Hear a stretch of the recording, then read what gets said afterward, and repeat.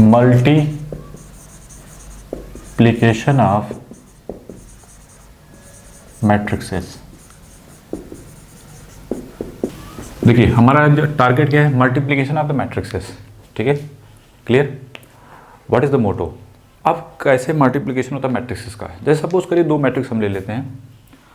Condition क्या है matrix के लिए, जैसे एक मैट्रिक्स ए है, ठीक है, ए के करस्पॉन्डिंग, और ये जो है इसका जो ऑर्डर है वो क्या है, m/n के करस्पॉन्डिंग, और एक मैट्रिक्स बी है, ठीक है, और सपोज करो कि इसका ऑर्डर n/p है।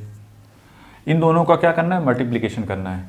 तो जब इन दोनों का मल्टीप्लिकेशन करते हैं तो दो मैट्रिक्स का मल्टीप्लिकेशन तभी पॉसिबल होगा जब फर्स्ट मैट्रिक्स का, देखो ये क्या है इसका रो, और ये क्या है इसका कॉलम, ठीक है, ये क्या है रो और ये क्या है कॉलम, ठीक है, यहां तक कोई डाउट नहीं। इन दोनों का मल्टीप्लिकेशन तभी पॉसिबल होगा जब फर्स्ट मैट्रिक्स, जैसे आपने लिखा ए और बी, जैसे जब आप ए और ऐसे बी लिखते हैं तो इसका मतलब फर्स्ट मैट्रिक्स कौन हो गई ए, और बी कौन सी हो गई सेकेंड मैट्रिक्स, ठीक है, बी कौन सी हो गई सेकेंड मैट्रिक्स। अब बताइए फर्स्ट का कॉलम और बी का रो अगर इक्वल है तभी मल्टीप्लिकेशन होगा, अदरवाइज नहीं। मतलब जब आप इसको ऐसे लिखोगे तो ये क्या लिखोगे m/n, और ये होगा b की वैल्यू क्या है n/p, ठीक है, कुछ इस टाइप का होगा। अब ये बताइए इन दोनों का, हमने वो क्या बोला, इस फर्स्ट वाले का कॉलम और सेकंड वाले का रो यही होता है ना, रो क्या होना चाहिए, सेम होना चाहिए। तब आपको एक नई मैट्रिक्स मिलेगी सी, और वो किस ऑर्डर की मिलेगी, m/p के करस्पॉन्डिंग, ठीक है। तो क्लियर है कि नहीं, ये आपको पकड़ के रखना है कि अगर कहीं ऐसा आता है तो ये तभी पॉसिबल होगा, मल्टीप्लिकेशन तभी पॉसिबल होगा जब मस्ट भी कंडीशन है कि फर्स्ट वाले का कॉलम और सेकंड वाले का रो क्या होना चाहिए, इक्वल होगा, तभी मल्टीप्लिकेशन करेंगे, अदरवाइज नो मल्टीप्लिकेशन, ठीक है, क्लियर है। तो नीचे लिख लो द प्रोडक्ट ऑफ, इसी से डिफिनेशन बना सकते हैं, the product of two matrices A and B, इसी को ले लेते हैं, A and B is only possible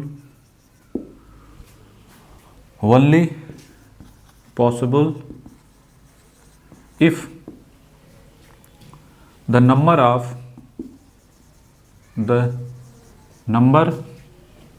of columns in A is equal to the number of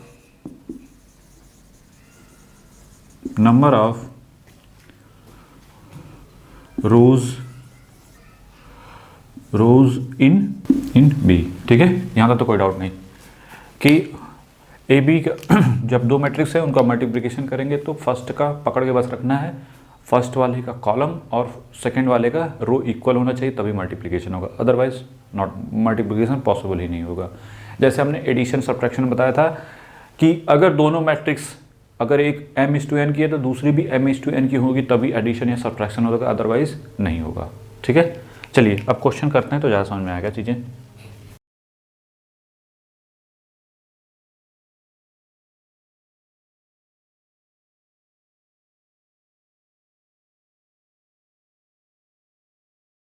देखिए हमारा टारगेट है, ये क्वेश्चन दिया हुआ है कि एक ए मैट्रिक्स है और एक मैट्रिक्स बी है, हमको देखना है ए बी डिटरमाइन करना है, ठीक है। तो पहले ए बी के लिए क्या कंडीशन होनी चाहिए पहले वो देखो। अब कितने नंबर ऑफ रो हैं, R1 R2 R3, 3 रो हैं, 3 रो, और कितने नंबर ऑफ कॉलम है, 3 कॉलम है, C1 C2 C3, तो ये 3:3 की है, कोई दिक्कत नहीं, पहले लिखो इसको। यहाँ पे नंबर ऑफ रो कितने हैं 3, और नंबर ऑफ कॉलम कितना है, ये C1 ये C2, तो ये हो गया 2, ठीक है। हमने क्या बताया था, ए बी के लिए क्या होना चाहिए, अगर ए यहाँ पे क्या है 3:3 है, बी क्या है 3:2 है, क्या बताया था कंडीशन इस फर्स्ट वाले का, जब भी ए बी कर रहे हो तो जो भी है उसका फर्स्ट वाला जो देखोगे हमेशा इसका कॉलम और बी वाले का रो क्या होना चाहिए, सेम होना चाहिए, तभी ए बी पॉसिबल होगा, अदरवाइज नहीं। तो पहले पॉसिबल है कि नहीं, पॉसिबल है नहीं, कंडीशन को सेटिस्फाई कर रहा है, फुलफिल कर रहा है 3:2, तो जो मैट्रिक्स बनेगी ए बी जो भी आएगी वो कैसी होगी 3:2 की। तो पहली बात तो क्लियर है, जो मैट्रिक्स बनेगी वो किसकी 3 रोज 2 कॉलम, 3 का मतलब यहाँ पे देखो ये ऐसी बनेगी कि यहाँ पे रो और ये क्या है कॉलम, ठीक है। तो जो भी बनेगा 3:2 के करस्पॉन्डिंग बनेगा। अब माइंड में आता है कि मल्टीप्लिकेशन कैसे होगा, ठीक है। तो देखो इसको भी याद ज़्यादा दिमाग लगाने की जरूरत नहीं है इसको पकड़ो इससे मल्टीप्लिकेशन, इसको पकड़ो इससे मल्टीप्लिकेशन, मतलब जो बनेगा जो ए बी बनेगा ना, याद करने का टेक्निक, जो भी रो 1 है उसका C1 में मल्टीप्लिकेशन, मतलब R1 C1, ठीक है। फिर इसके बाद इसका इसमें मल्टीप्लिकेशन R1 C2, फिर R2 का इसमें मल्टीप्लिकेशन R2 C1, फिर R2 C2, ठीक है। फिर R3 का इसमें मल्टीप्लिकेशन, फिर इसमें मल्टीप्लिकेशन R3 का C1 में, फिर R3 का C2 में। बस सिंपल सा ये टेक्निक याद रखो कि मल्टीप्लिकेशन कैसे करना है, ठीक है। अब देखो कैसे करते हैं, ठीक है, क्लियर है ना। फर्स्ट ये जो भी है, जैसे पहले ये कंडीशन देखो, इस कंडीशन के बाद हमारा नेक्स्ट टारगेट क्या होगा, R1 का C1 में, R1 का फिर C2 में, तो R1 का मल्टीप्लिकेशन C1 में, फिर जो दूसरी में होगा वो, और हमने क्या बोला था ये 3:2 होना चाहिए, क्या ये 3:2 है कि नहीं, देखो 1 2 3 और ये हो गया C1 और ये हो गया C2, तो ये 3:2 का हो गया कंसेप्ट, ठीक है। अब देखो कैसे करेंगे, कैसे करेंगे ए बी।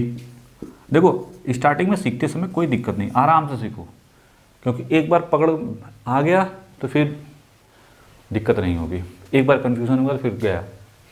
0 का 1 में करो तो कितना मिला, देखो हमने क्या बोला R1 C1, तो इसका इसमें, इसका आप इसमें करो तो 0 का 1 में, ऐसे इसका इसमें, इसका इसमें, इसका इसमें, इन तीनों को मल्टीप्लाई आपस में इसका 0 × 1 क्या मिलेगा 0, नहीं फिर 1 फिर प्लस लिखोगे, नहीं इसका इसमें मल्टीप्लिकेशन फिर प्लस 1 × -1 जो भी है इसके साथ, तो -1 और सॉरी 1 × -1 क्या मिलेगा -1,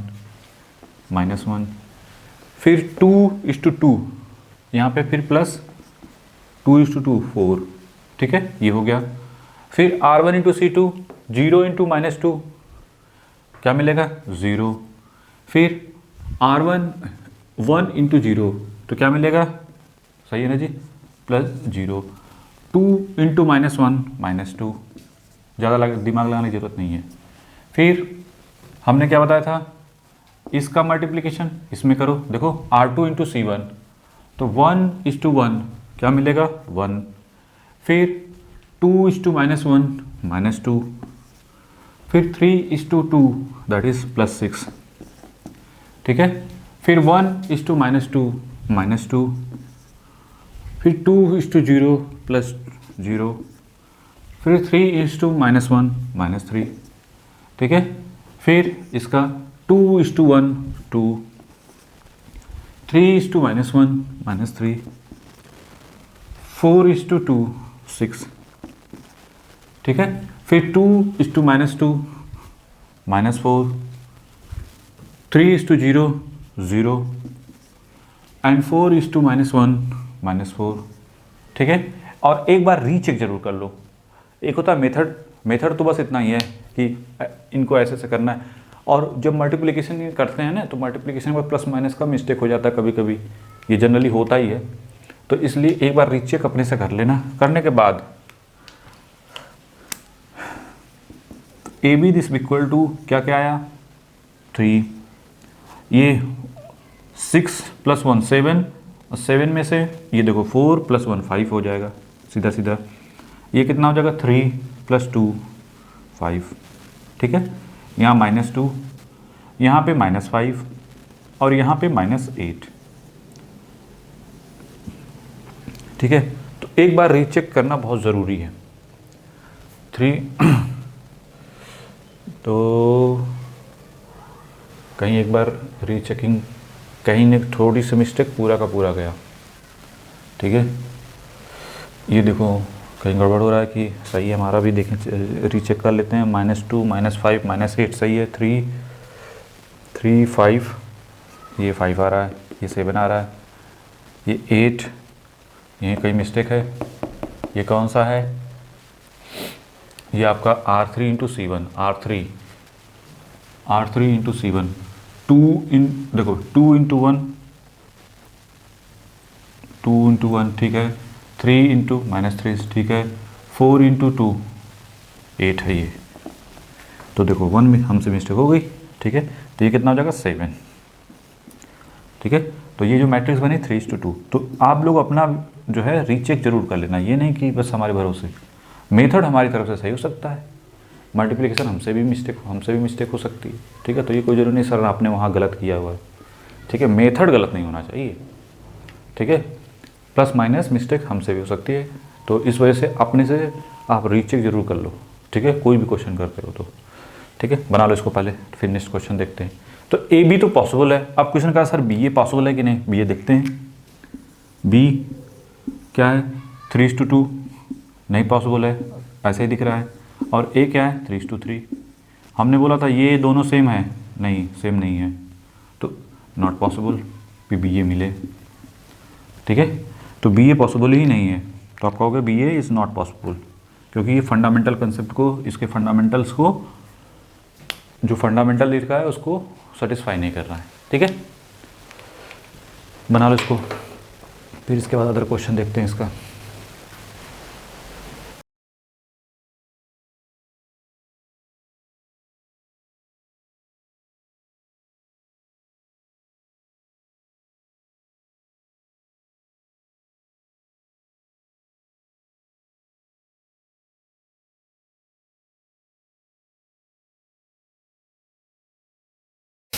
देखिए हमारा टारगेट है कि x को डिटरमाइन करना है, ठीक है।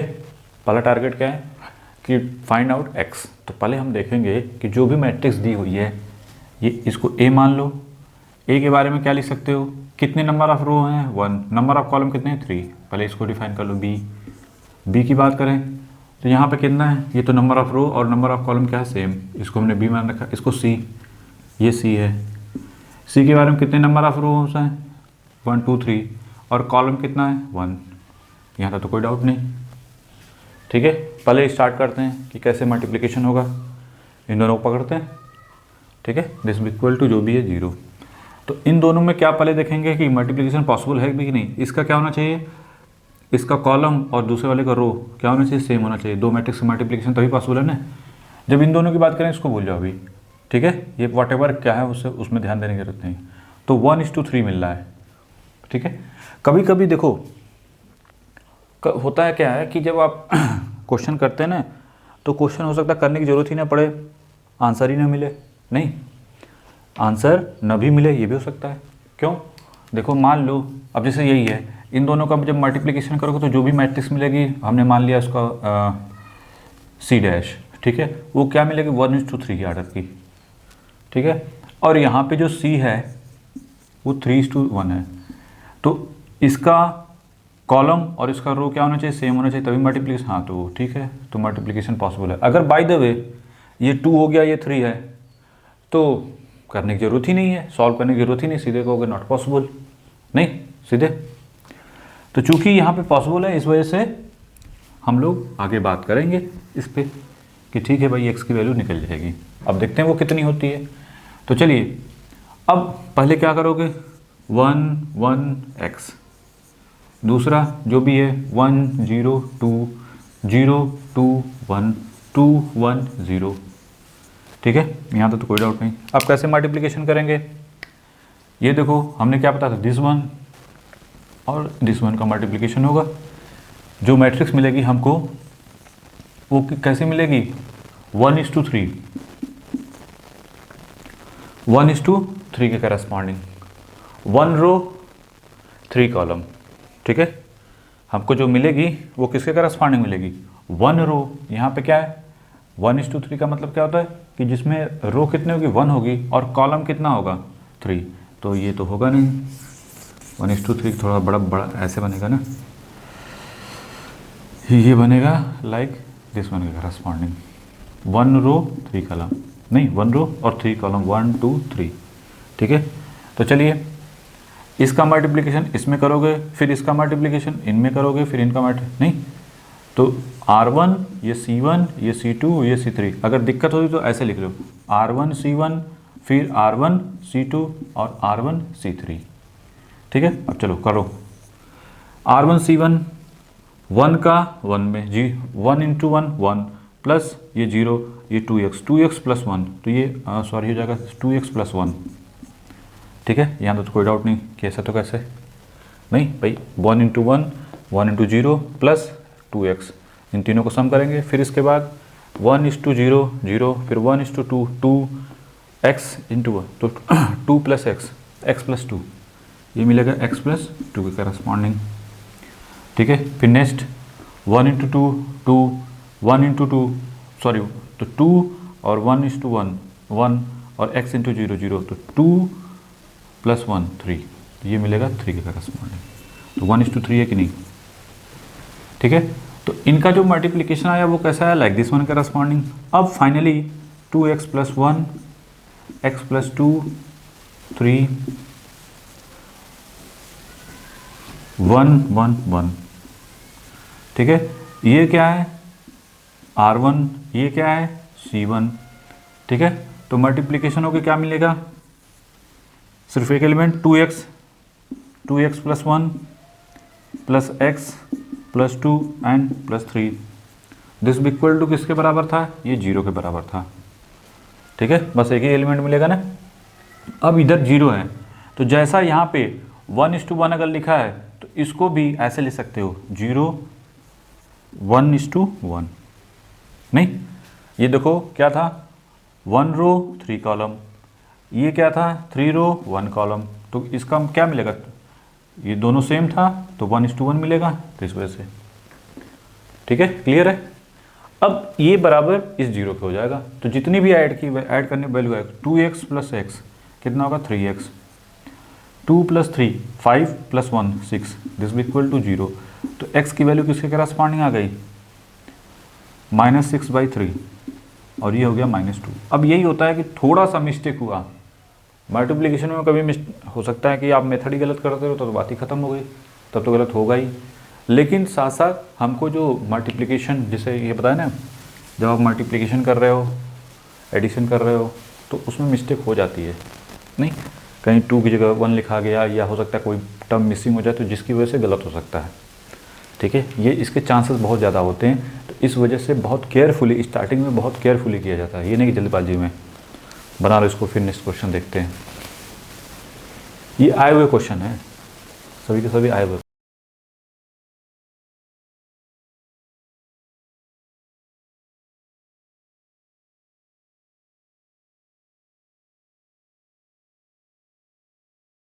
देखिए हमारा टारगेट है कि a-2i और a-3i का जो है ये क्वेश्चन है, हमको डिटरमाइन करना ये मैट्रिक्स क्या होगी।